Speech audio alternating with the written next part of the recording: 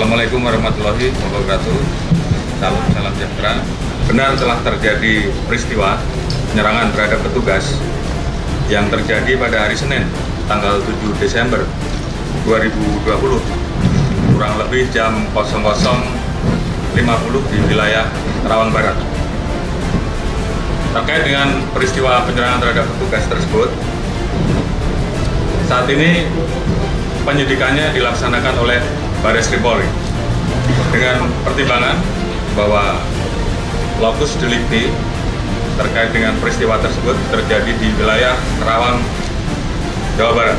Kemudian yang menjadi korban adalah anggota Polda Metro Jaya.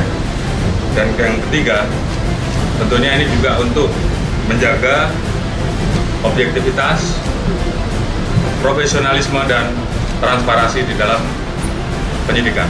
Maka penyidikan dilakukan secara scientific crime investigation dengan melibatkan pengawas internal dari Propam Mabes Polri.